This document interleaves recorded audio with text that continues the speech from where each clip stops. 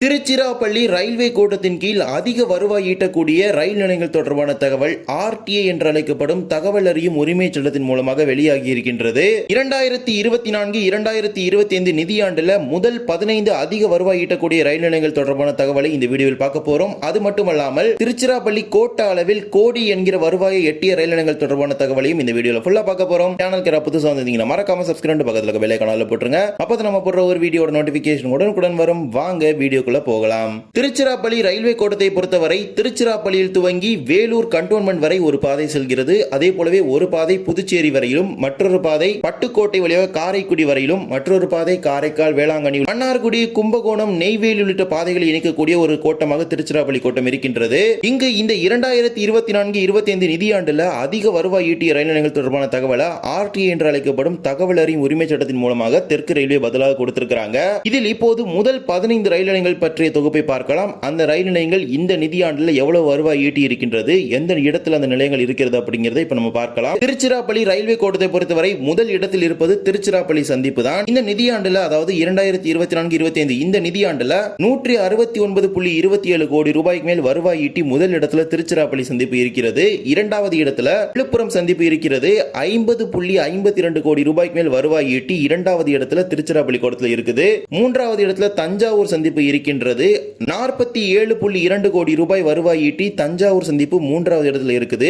நான்காவது இடத்துல கும்பகோணம் ரயில் நிலையம் 30.78 லட்சம் ரூபாய் மேல் வருவாய் ஈட்டி நான்காவது இடத்திலும், மயிலாடுதுறை ரயில் நிலையம் ஐந்தாவது இடத்தில் 27.40 லட்சம் ரூபாய் வருவாய் ஈட்டி இருக்கிறது.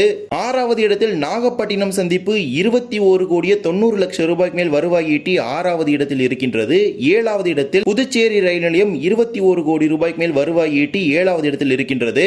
எட்டாவது இடத்தில் திருவண்ணாமலை ரயில் நிலையம் 19.9 லட்சம் ரூபாய்க்கு மேல் வருவாய் ஈட்டி எட்டாவது இடத்துல தொடர்ந்து கொண்டிருக்கின்றது. ஒன்பதாவது இடத்துல விருதாச்சலம் சந்திப்பு 15.9 லட்சம் ரூபாய்க்கு மேல் வருவாய் ஈட்டி ஒன்பதாவது இடத்திலும், 10வது இடத்தில் திருவாரூர் சந்திப்பு 14.25 லட்சம் ரூபாய்க்கு மேல் வருவாய் ஈட்டி 10வது இடத்திலும் தொடர்கின்றது. 11வது இடத்தில் சிதம்பரம் ரயில் நிலையம் 11.30 லட்சம் ரூபாய்க்கு மேல் வருவாய் ஈட்டி 11வது இடத்திலும், 12வது இடத்தில் மன்னார்குடி ரயில் நிலையம் 10.24 லட்சம் ரூபாய்க்கு மேல் வருவாய் ஈட்டி தொடர்கின்றது. 13வது இடத்தில் வேளாங்கண்ணி ரயில் நிலையம் 9.51 லட்சம் ரூபாய்க்கு மேல் வருவாய் ஈட்டி இருக்கின்றது.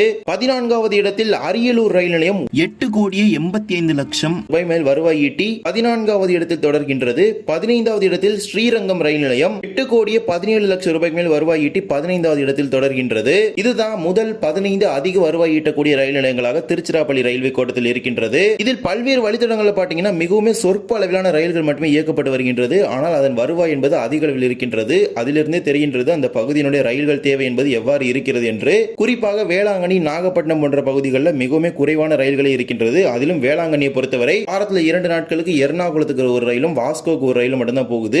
ஆனால் அங்குள்ள வருவாய் என்பது பல மடங்கு அதிகரித்திருக்கின்றது. அதனை நீங்கள் பார்த்தாலே தெரியும். அடுத்தடுத்த இடங்களில் காரைக்கால் ரயில் நிலையம் 7.55 லட்சம் ரூபாய்க்கு மேல் வருவாய் ஈட்டி இருக்கின்றது. அதற்கு அடுத்தபடியாக திருப்பாதிரி புலியூர் 5 கோடி ரூபாய்க்கு மேலும், சீர்காழி 4 கோடி ரூபாய்க்கு மேலும், நீடாமங்கலம் 3 கோடி ரூபாய்க்கு மேலும், நாகூர் 3 கோடி ரூபாய்க்கு மேலும், கடலூர் துறைமுகம் 2 கோடி ரூபாய்க்கு மேலும், பாபநாசம் 2 கோடி ரூபாய்க்கு மேலும் வருவாய் ஈட்டி அடுத்தடுத்த இடங்களில் இருக்கிறது. இதற்கு அடுத்தபடியாக 1 கோடி ரூபாய்க்கு மேல் வருவாய் ஈட்டி கோடி என்கிற ஒரு இலக்கை அடைந்த நிலையங்கள் பற்றி பார்க்கலாம். திருச்சிராப்பள்ளி ரயில்வே கோட்டத்தை பொறுத்தவரை குத்தாலம், ஆடுதுறை, பூதலூர், வைத்தீஸ்வரன் கோவில், பட்டுக்கோட்டை, அறந்தாங்கி, பன்ருட்டி, வேலூர் கண்டோன்மெண்ட், திருக்கோவிலூர், லால்குடி ஆகிய ரயில் நிலையங்கள் 1 கோடி ரூபாய்க்கு மேல் வருவாய் ஈட்டி இருக்கின்றது இந்த 2024-25 நிதியாண்டுல.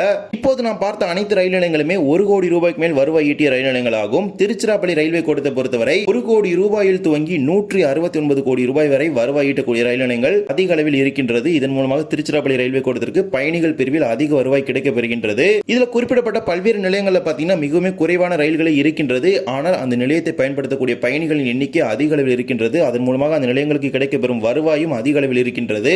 திருச்சிராப்பள்ளி ரயில்வே கோட்டத்தை பொறுத்த வரைக்கும் பல்வேறு வழித்தடங்களில் புதிய ரயில்களை அறிமுகப்படுத்த வேண்டும் என்கிற ஒரு கோரிக்கை ஏராளமாக இருக்கின்றது. அதிலும் குறிப்பாக கடலோர பகுதிகளில் மதுரை, திருநெல்வேலி, திருவனந்தபுரம் போன்ற தென் மாவட்ட பகுதிகள் இணைக்க வேண்டும் என்கிற ஒரு கோரிக்கை நீண்ட நாட்களாகவே இருக்கின்றது. அதே போல மத்திய டெல்டா பகுதிகளான கும்பகோணம், மயிலாடுதுறை, கடலூர் உள்ளிட்ட வழித்தடங்களில் கோயம்புத்தூருக்கு, பழனி, பொள்ளாச்சி உள்ளிட்ட வழித்தடங்கள் இணைக்கும் வகையில் ரயில்கள் இயக்க வேண்டும் என்கிற ஒரு கோரிக்கையும் நீண்ட நாட்களாக இருக்கின்றது. இது மட்டுமல்லாமல் புதுச்சேரியிலிருந்து பெங்களூரு, திருச்சி, அதே போல மதுரை உள்ளிட்ட நகரங்களை இணைக்கும் வகையில் ரயில்கள் இயக்க வேண்டும் என்கிற ஒரு கோரிக்கை பிரதானமாக இருக்கின்றது. இது மட்டுமல்லாமல் திருவண்ணாமலை ரயில் நிலையத்தை பொறுத்த வரைக்கும் கடந்த நிதியாண்டில் 17 கோடி ரூபாய்க்கு மேல் மட்டுமே வருவாய் ஈட்டி வந்தது. ஆனால் இந்த ஆண்டு மேலும் 2 கோடி ரூபாய் அதிகரித்து 19 கோடி ரூபாய் அதிக வருமானம் ஈட்டக்கூடிய ஒரு ரயில். ஆனால் இந்த ஆண்டு 19 கோடி ரூபாய், அதாவது 2 கோடி ரூபாய் அதிகரித்து 19 கோடி ரூபாய்க்கு மேல் அதிக வருவாய் ஈட்டக்கூடிய ஒரு ரயில் நிலையமாக திருவண்ணாமலை ரயில் நிலையம் மாறி இருக்கின்றது. திருவண்ணாமலை பார்த்தீங்கன்னா PFTR டெர்மினல், அதாவது ரயில்களை சுத்தம் செய்து மீண்டும் இயக்கும் வகையில் ஒரு PFTR டெர்மினலாக மாற்றுவதற்கான ஒரு பணிகளை மிக விரைவில் துவங்க இருக்கிறாங்க. திருவண்ணாமலை மையமாக வைத்து ரயில்கள் துவங்கும் பொழுது திருவண்ணாமலை ரயில் நிலையத்துடைய வருவாய் என்பது இன்னும் பல மடங்கு அதிகரிக்கும். அதுல எந்த ஒரு மாற்று கருத்துமே கிடையாது. திருவண்ணாமலைக்கு நாளடைவில் வரக்கூடிய பக்தர்கள் எண்ணிக்கை லட்சக்கணக்கை தாண்டி கொண்டிருக்கின்றது. அதற்கேற்றாற்போல் ரயில்களின் எண்ணிக்கையும் அதிகரிக்க வேண்டும் என்கிற ஒரு கோரிக்கையும் இருக்கிறது. இதனை பற்றி தங்களுடைய கருத்துக்களை கமெண்ட் செக்ஷன் சொல்லிட்டு போங்க. மேலும் எந்தெந்த வழித்தடங்களில் புதிய ரயில்கள் இயக்கினால் மேலும் இந்த நிலையங்களுடைய வருவாய் என்பது அதிகரிக்கும் என்பதை பற்றிய தங்களுடைய கருத்துக்களை கமெண்ட் செக்ஷன் சொல்லிட்டு போங்க. இந்த ஒரு வீடியோல தான் வீடியோ பிடிச்சிருந்தா மறக்காம like and share and subscribe பக்கத்துல பெல் ஐகானை போட்டுருங்க. அப்பதான் நான் போடுற ஒரு வீடியோட நோட்டிபிகேஷன் உடனுக்குடன் வரும். இன்னொரு வீடியோ சந்திக்கலாம். தேங்க்ஸ் ஃபார் வாட்சிங்.